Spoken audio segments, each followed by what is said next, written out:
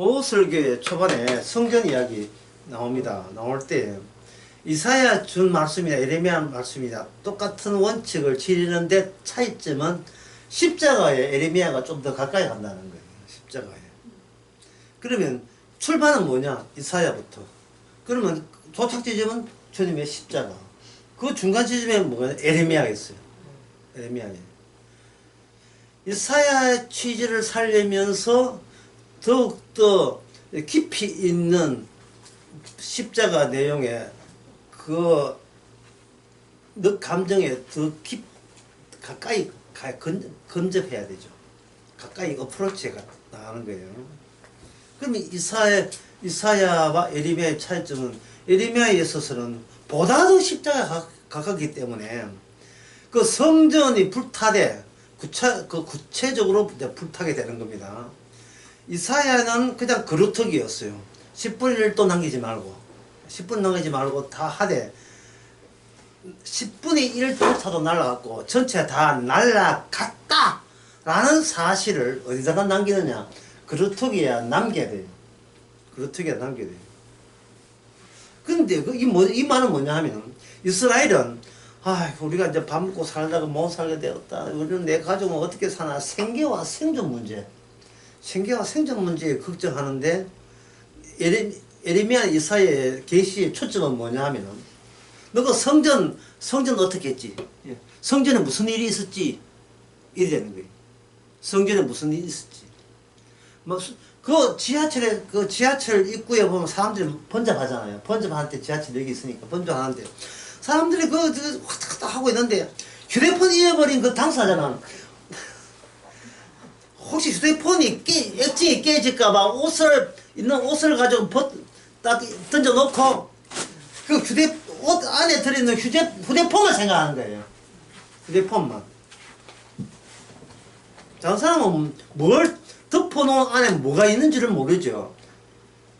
근데 그 잊어버린 사람들이 약간 한가한탕을 타서 얼른 옷도 지우고 그 안에 휴대폰도 챙기를 하듯이 그 휴대폰에 있는 그 위치, 그것이 바로 성전을 통해서 하나님은 우리에게 자신의 뜻을 나타내죠. 성전을 통해서. 날아가 버리고 불탔다. 성전은 깨졌다. 그럼 성전은 뭐냐? 성전은 하나님이 자기 백성과 함께 있고 싶다가 성전이에요. 여기서 중요한 것은 함께 있는 것. 아무리 해도 사람들은 이걸 자꾸 거부해요. 예. 개하고 함께 있겠지 싶지. 주님은 안 하잖아요. 심지어 개하고 함께 있다는 건 개도 버리겠다. 여차하면 눈 멀고 한 개 같으면 버리겠다는 뜻이에요. 듣지 마라, 니는 안 듣. 개 눈 멀면 언제든지 갖다 버릴 거야. 개한테 귀찮으니. 그런데 주께서 함께 하신 특징은 뭐냐 하면 너가 나 하나님이죠. 너가 하나님을 버릴 처지가 아니라 내가 언제든지 너를 버릴 처지라는 사실. 버린대. 버릴 때 그냥 버려버리면 이게 원상이 되어버려요. 처음에 함께 있었다는 사실보다 날아가 버리잖아요. 그럼 어떻게 하느냐? 버릴 때 너가 버리게 된 이유가 언약 조건의 증명이고 구체화예요. 언약도 살지 않으면 저주받는다. 우상스러움 저주받는다. 요 언약 자체는 생생하게 항상 언제 어디서나 그것은 포기되지 않고 장렬한다. 이걸 증명하기 위해서 하나님께서 이스라엘을 이용한 거예요. 이스라엘을 이용한 거예요. 그러면 그 다음에 이야기가 뭐냐? 이스라엘은 하나님을 왜 버렸느냐?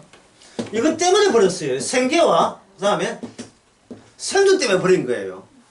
이게 오늘날 현대인들이 복음을 이해할 때 항상 어떤 관점으로 생계와 생존에 유리한가를 따져서 하나님을 교회 나가잖아. 성당이나 교회 나가잖아.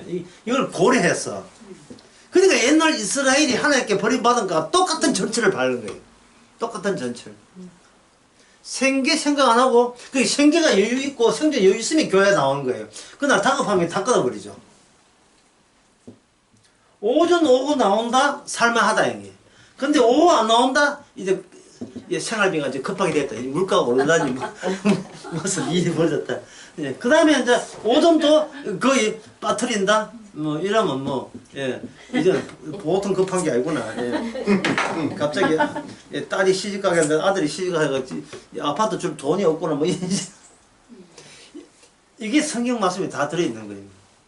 그래서 네 마음대로 못 떠나요.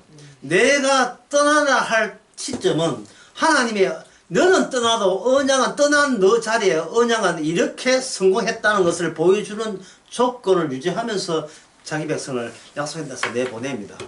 어떻게 보내냐? 비참하게. 그 제목이 수검댕이죠. 불쏘시개 이렇게 집어넣었다가 다는 안 타고 약간 끝에는 하얗게 되지만 안은 시커멓게 다 타버린 거죠. 그게 귀한 거예요. 그렇게 성경에 나와요. 성경 어디 보면 에레미야 그분 나와요. 스가랴에 나오는 거.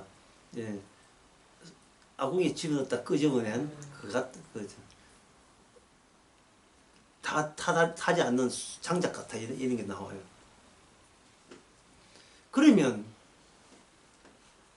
하나님께서 이사야 6장에서 그루터기 남길 때 그럼 그 이야기를 누구한테 하느냐? 이사야한테 했다고요.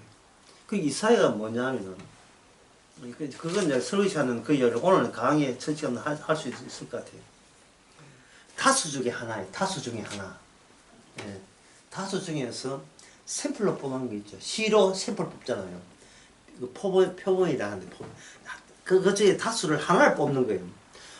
뽑을 때 이사야가 그냥 뽑히는 게 아닙니다. 많은 죄악된 백성 중에 대표로 뽑다는 이야기를 굳이 해요. 굳이 합니다.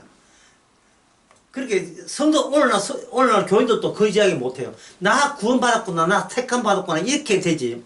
똑같은데 왜 뽑았습니까? 말을 안 해요. 지가 교회 나와서 열심히 하는 것을 돋보이고 싶어서. 예. 똑같은 데는 말을 안 해요. 지가 얼마나 내가 착하고 마음이 넓고 되긴 했으면 교회를 다 하나님을 다 믿느냐. 스스로 자기한테 위로가 되기 위해서 그런 마음을 안 가지죠. 똑같은데 그 똑같은 말을 하게 되면 어떤 점이 위험하냐면 도로 믿음이 없고 주께서 버린다 할지라도 그들은 내 인생 책임자라는 소리를 못 하잖아요. 그렇게 인간들이 행동할 때 조건이 뭐냐 하면은 나를 이렇게 받아놓고는 내치기 없기 이런 권리가 있는 줄 알고 있어요. 인간에게는. 예? 그래서 그저 새벽 기도나 금요철을 할 때 결국 그걸 다 압축해서 이야기하면 딱 하나예요. 내 인생 책임져라는 거예요. 누구 보고? 하나님 보고 따지는 거예요. 한번 생각해 보세요. 자기 인생이 원래 있었습니까?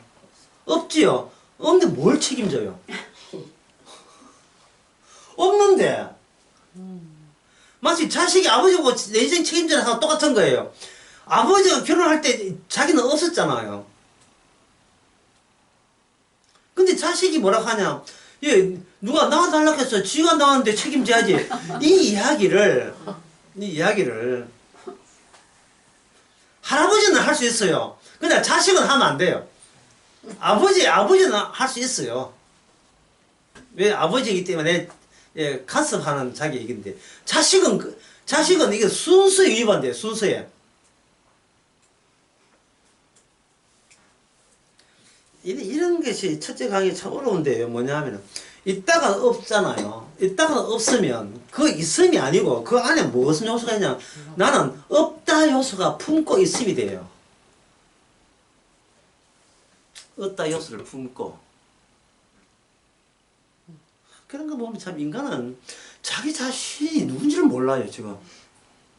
심지어 이렇게 친절하게 설명하면 또 외면해버려요. 외면한다. 이 오해 안 나온다는 말은 뭐냐면 나한테 이 사람 복음 나 듣기 싫다는 뜻이거든. 나 그거 없어도 괜찮다는 뜻이는 거예요. 말씀 없어도 괜찮다는 뜻입니다.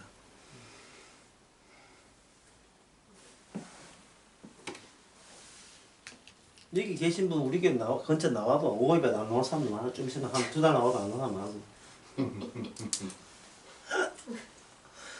배부른데 생계와 생존이 보장되었는데 굳이 뭐 일단 예. 생전과 생전에 보장되었을 때의 보장되게도 나왔기 때문에 주께서는 이걸 버립니다. 생계와 생존을 보장할 때는 뭐냐 하면은 아까도 이야기한 간척을 볼게요.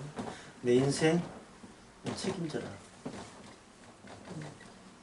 예.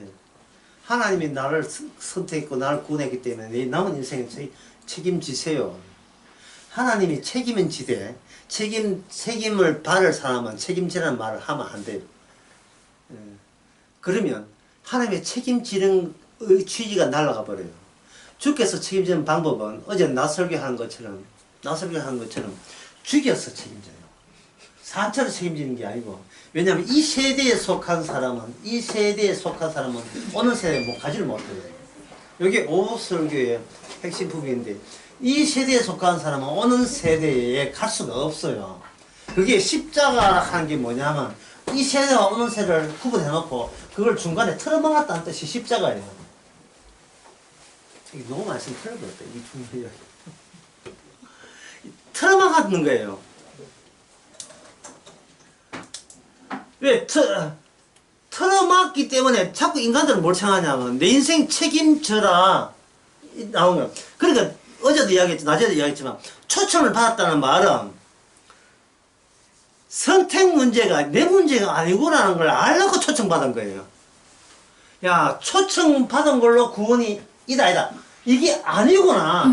그 다음에 남아있는 그 갭, 건들 수가 없는 불가능의 갭, 그거는 선택의 문제인데, 그 선택의 문제는 초청했다는 그것이 전혀 무관하게 이루어진다는 거예요.